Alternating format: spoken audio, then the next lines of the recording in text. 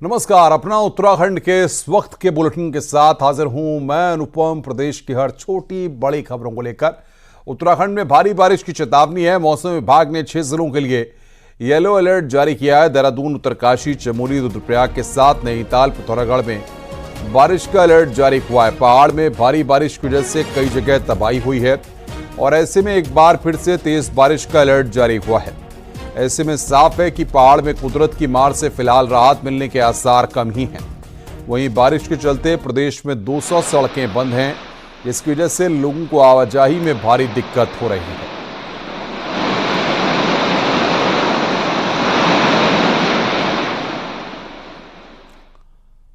उत्तरकाशी में बारिश के चलते गंगा नदी का जलस्तर लगातार बढ़ा हुआ है। गंगोत्री धाम किनारे भवनों, आश्रमों में लगातार खतरा मंडराया हुआ है।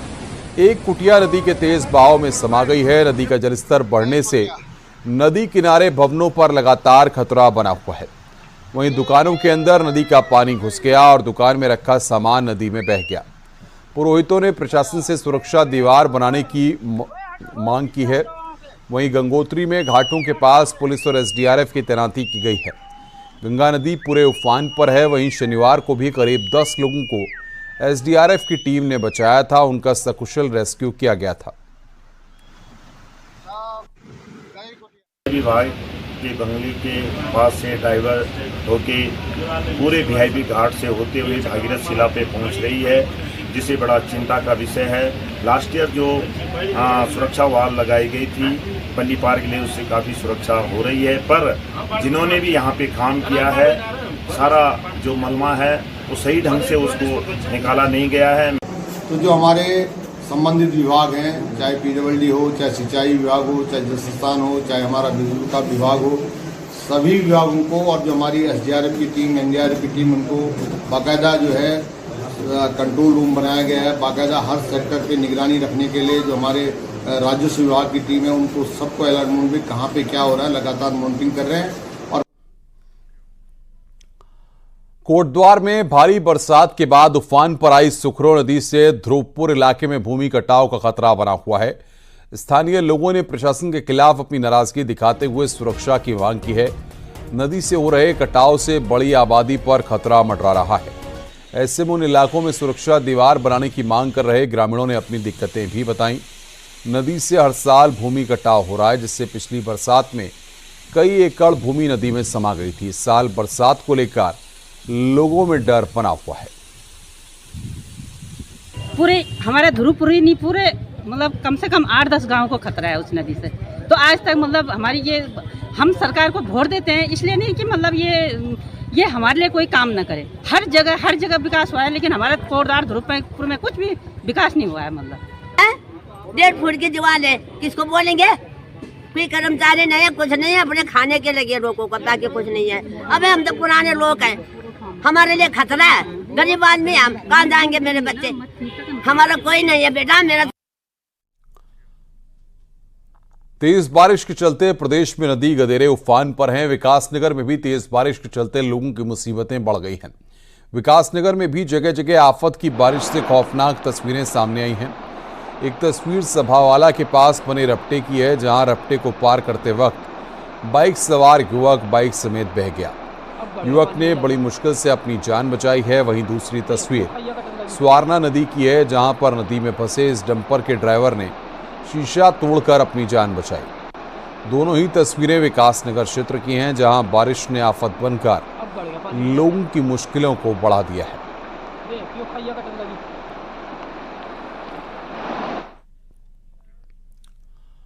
मुख्यमंत्री पुष्कर सिंह धामी ने टिहरी गढ़वाल के भिलंगना के बाल गंगा और बूढ़ा केदार में हुई भारी बारिश और भूस्खलन को लेकर आदेश दिए हैं। सीएम ने टिहरी के डीएम को संवेदनशील गांव को फौरन चिन्हित कर सुरक्षित जगह पर शिफ्ट किए जाने के आदेश दिए हैं। आपको बता दें कि बूढ़ा केदार में भारी तबाही हुई है। कई गांवों पर भूस्खलन का खतरा है।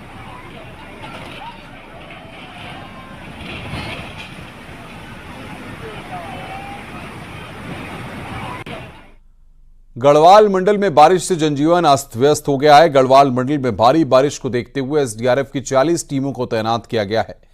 इसके साथ ही नदियों के किनारे बसे लोगों से भी सावधान रहने की अपील की जा रही है। मौसम विभाग की चेतावनी को देखते हुए एसडीआरएफ की टीमों का मूवमेंट भी बढ़ाया जा रहा है।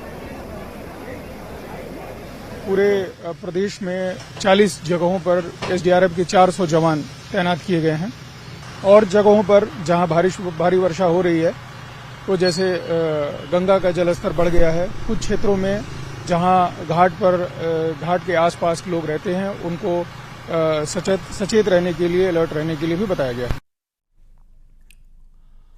नैनीताल में प्रशासन के काम पर एक बार फिर से सवाल उठने लगे हैं। दरअसल बजून अधौड़ा सड़क में 15 दिन पहले डामरीकरण किया गया था, जो बारिश में उखड़ गया है। लोगों का आरोप है कि कई बार प्रशासन का डामरीकरण को लेकर शिकायत की गई, लेकिन कोई सुनवाई नहीं हुई और अब बारिश में पूरी सड़क का डामर उखड़ गया है। वहीं लोगों ने सरकारी पैसों की बर्बादी की बात भी कही है। बहुत बड़े सवाल हैं, जिससे आज स्थिति यह है कि धन का दुरुपयोग हुआ है और सारे रास्तों में सारा उखड़ गया है डामर। और प्रशासन को कई बार अवगत भी कराया, विभाग के जेई को भी इसमें अवगत कराया कि आपके द्वारा ये देखा नहीं गया है, लेकिन विभाग ने इसमें कोई कार्रवाई नहीं की। नैनीताल में सरकारी धन का दुरुपयोग कैसे हो रहा है, ये बजून अधौड़ा सड़क में देखा जा सकता है। ये देख सकते हैं कि 15 दिन पहले यहाँ पर पूरा जो सड़क में डामरीकरण हुआ है वो हुआ है और ये पूरी तरीके से बह चुका है। आप देख सकते हैं कि ये बड़े बड़े जो रोड़ी, मिट्टी, पत्थर हैं, ये सब निकल रहे हैं। इतना कम मात्रा में इसमें जो डामर किया गया था वो सब बह गया है। ये देख सकते हैं कि जो डामर था, हल्की सी लेयर थी, ये सब बह चुका है। और इसके अलावा ये जो पूरा 7-8 किलोमीटर का पूरी सड़क है, उसमें इसी तरीके की स्थिति है। हालांकि इस मामले को लेकर कई बार शिकायतें इन ग्रामीणों ने की, लेकिन बावजूद इसका कोई समाधान इन ग्रामीणों का नहीं हो सका है। हालत यह है कि 15 दिन पहले ये जो सड़क में डामर हुआ था, सवाल इस बात को लेके भी उठ रहे हैं कि जो मानसून सीजन है, मानसून सीजन के दौरान पहले तो बरसात में इसमें डामर कर दिया गया, अब वो बह गया, तो अब वो सवाल भी उठ रहे हैं। तो आखिरकार गलती किसकी है? क्या इन सारी चीजों को लेके कोई कार्रवाई होगी? ये अभी भविष्य के गर्त में है। वीरेंद्र बिष्ट, न्यूज 18, बजून, नैनीताल। आगे बढ़ते हैं। नैनीताल शहर की एक 97 करोड़ की योजना खतरे में पड़ गई है। पहले तो बिना प्लानिंग के सीवर ट्रीटमेंट प्लांट पर भारी भरकम पैसा खर्च कर डाला और अब इसको बचाने के लिए करोड़ों की योजना तैयार होने लगी है।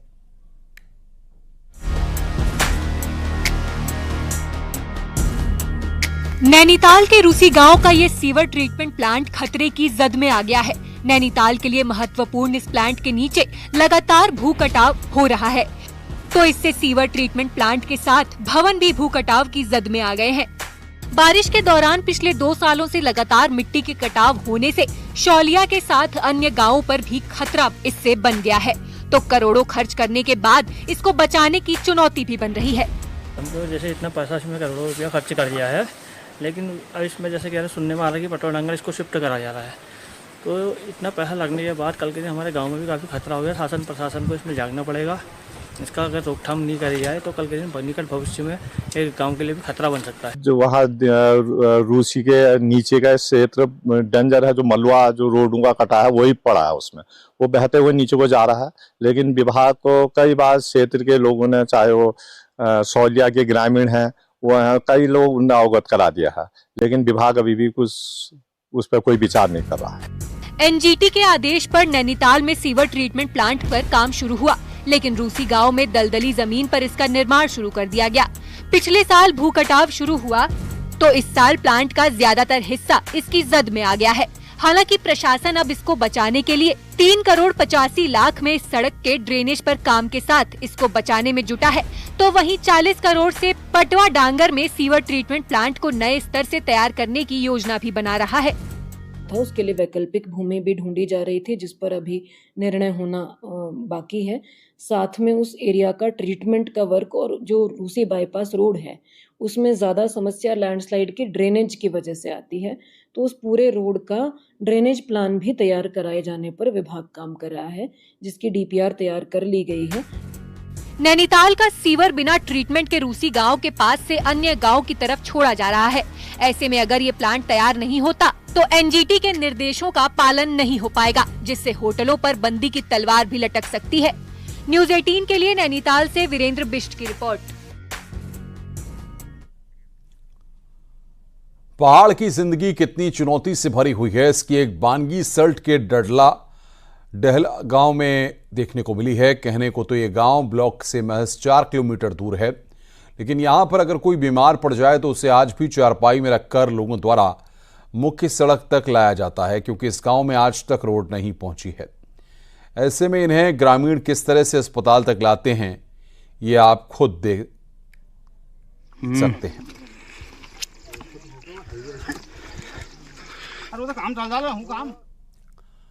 बीजेपी शासित राज्यों के मुख्यमंत्रियों और उप मुख्यमंत्रियों की बैठक जारी है। दिल्ली बीजेपी मुख्यालय में पीएम मोदी की अध्यक्षता में यह बैठक चल रही है। बैठक में गृह मंत्री अमित शाह, रक्षा मंत्री राजनाथ सिंह समेत कई नेता मौजूद हैं। वहीं सीएम पुष्कर सिंह धामी भी इस बैठक में मौजूद हैं।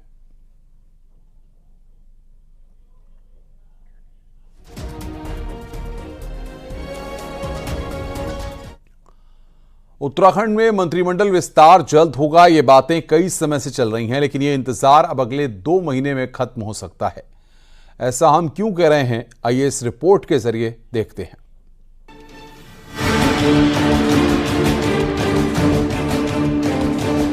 साल 2022 में बनी राज्य की धामी सरकार का कार्यकाल अब आधा हो चुका है। ऐसे में सीएम पुष्कर सिंह धामी अपने मंत्रिमंडल का विस्तार कब करेंगे या वो मंत्रिमंडल का विस्तार क्यों नहीं कर रहे हैं, ये सवाल रहस्य बना हुआ है। लेकिन इस बीच बीजेपी के प्रदेश प्रभारी दुष्यंत गौतम ने बड़ा संकेत दिया है। गौतम ने अगले 2 महीने मंत्रिमंडल विस्तार और दायित्व बंटवारे के लिए बेहद अहम करार दिए। निकट भविष्य में होने वाला है, जल्दी हो जाएगा। कोई विस्तार किस तरह के हम भी चिंता कर रहे हैं कि 2.5 साल हो गए हैं, जल्दी होना चाहिए। कार्यों का विस्तार होगा तो फिर आगे लोकल बॉडी के चुनाव भी आ रहे हैं, तो हो सकता है कोशिश करेंगे उससे पहले हो। दूसरी तरफ बीजेपी संगठन में भी मंत्रिमंडल विस्तार को लेकर गहमागहमी है। पिछले दिनों हुई कोर कमेटी की बैठक में मंत्रिमंडल विस्तार और दायित्वों के बंटवारे को लेकर भी गंभीर चर्चा हो चुकी है। आपने दायित्वों की और संगठन की बात हुई है, उसमें कोर कमेटी की बैठक में तय हुआ है कि बहुत जल्दी शीघ्र हमारे 3 मंत्रियों को दायित्व दिया जाएगा और दायित्वधारियों को भी मुख्यमंत्री जी ने कहा है कि बहुत जल्दी केंद्र से बात कर उनको सबको दायित्व देने की बात हुई। जाहिर है धामी मंत्रिमंडल में 3 मंत्रियों के पद खाली हैं, साथ ही कई वरिष्ठ कार्यकर्ता भी दायित्वधारी बनकर राज्य मंत्री बनने की आस लगाए बैठे हैं। तो ऐसे में निकाय और केदारनाथ उपचुनाव से पहले मंत्रिमंडल विस्तार पर सबकी नजरें बनी हुई है। हल्द्वानी से न्यूज़ 18 के लिए शैलेंद्र नेगी की रिपोर्ट। देहरादून में शनिवार को कांग्रेस के 2 नए विधायकों ने शपथ ली है। स्पीकर रितु खंडूरी ने विधायकों को शपथ दिलाई। विधानसभा स्पीकर के ऑफिस में कार्यक्रम हुआ, जिसमें बद्रीनाथ से विधायक चुने गए कांग्रेस के लखपत सिंह बुटोला और मंगलौर से विधायक चुने गए काजी निजामुद्दीन ने विधायक पद की शपथ ली। कांग्रेस ने दोनों नए विधायकों की शपथ हुई तो उसके बाद नेता विपक्ष यशपाल आर्य ने विधानसभा में अपने ऑफिस में दोनों का स्वागत किया। वहीं इस दौरान पूर्व मुख्यमंत्री हरीश रावत और सीनियर नेता प्रीतम सिंह भी मौजूद रहे। मंगलौर से काजी निजामुद्दीन और बद्रीनाथ से लखपत बुटोला के साथ अब कांग्रेस के कुल 20 विधायक हो चुके हैं। विधायक हैं जो कि कांग्रेस से हैं, उन्होंने मंगलौर से और बद्रीनाथ से अपनी सीट जीत कर आए हैं, तो उनकी आज शपथ हुई है। मैं उनको शुभकामनाएं और अपनी बधाई देती हूँ। केदारनाथ का उपचुनाव इस बार कोई आम उपचुनाव नहीं होगा। बीजेपी पार्टी से लेकर प्रधानमंत्री के लिए प्रतिष्ठा का चुनाव बन चुका है। यही वजह है कि उपचुनाव की तारीख और उम्मीदवार के नाम के ऐलान से पहले 5 कैबिनेट मंत्रियों को यहां काम सौंपा जा रहा है, ताकि अयोध्या और बद्रीनाथ के बाद केदारनाथ में कहानी खराब ना हो। देखिए हमारी रिपोर्ट।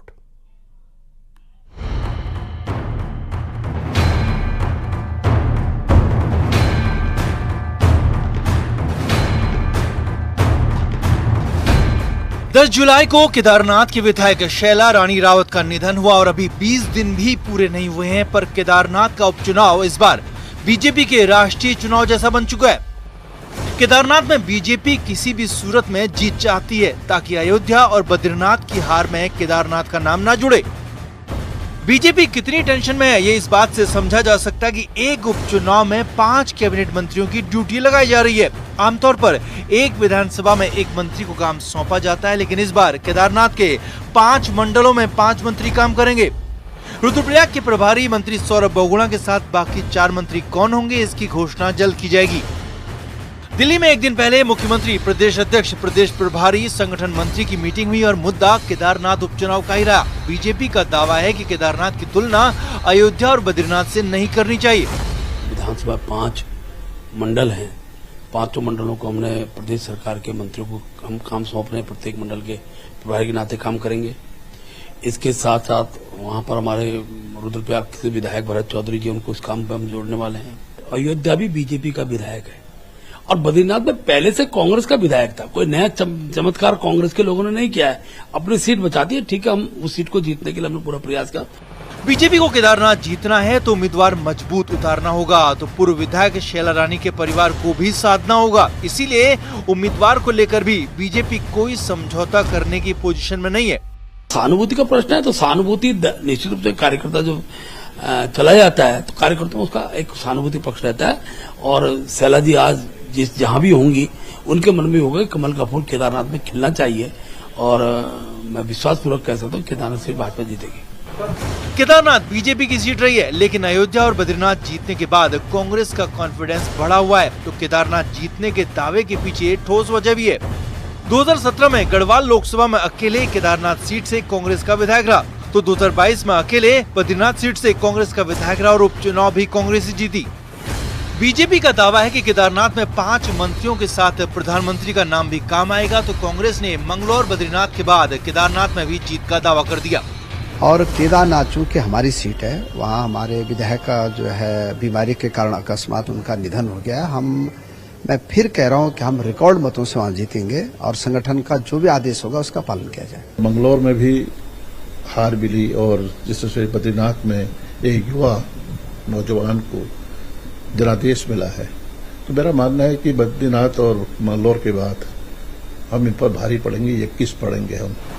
केदारनाथ की विधायक शैला रानी रावत का निधन और दिल्ली में केदारनाथ मंदिर का शिलान्यास एक ही दिन हुआ, यानी उपचुनाव और विवाद की शुरुआत एक साथ हुई है। तो ऐसे में केदारनाथ उपचुनाव इस बार आम उपचुनाव नहीं बल्कि राष्ट्रीय चुनाव जैसा होगा। देहरादून से न्यूज़ 18 के लिए दीपांकर भट्ट की रिपोर्ट।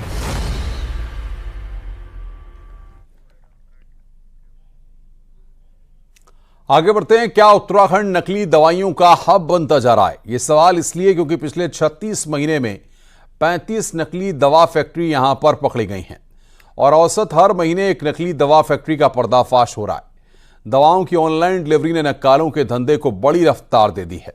देखिए हमारी रिपोर्ट।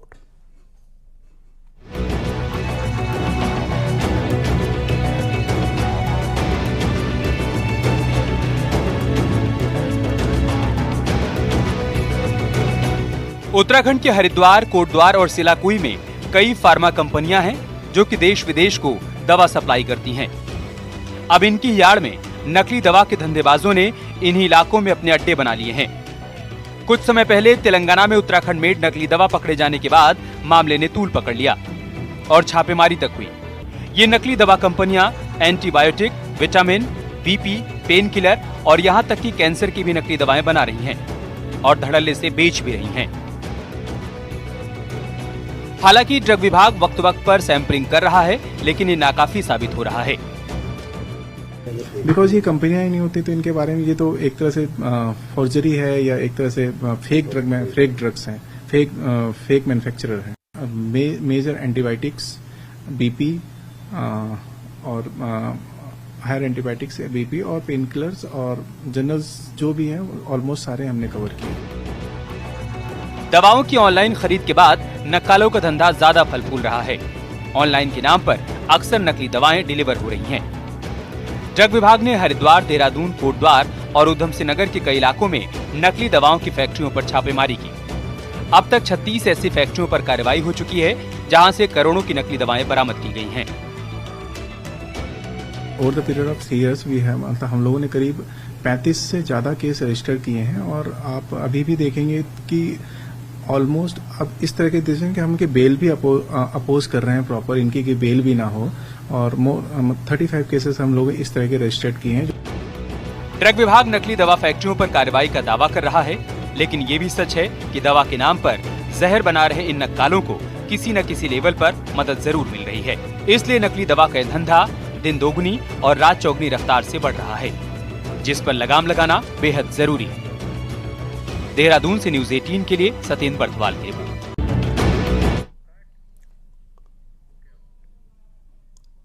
हरिद्वार में चल रहा कावड़ मेला तीसरे चरण में आ गया है, जिसमें डाक कावड़ियों को हरिद्वार पहुंचने का सिलसिला शुरू हो गया है।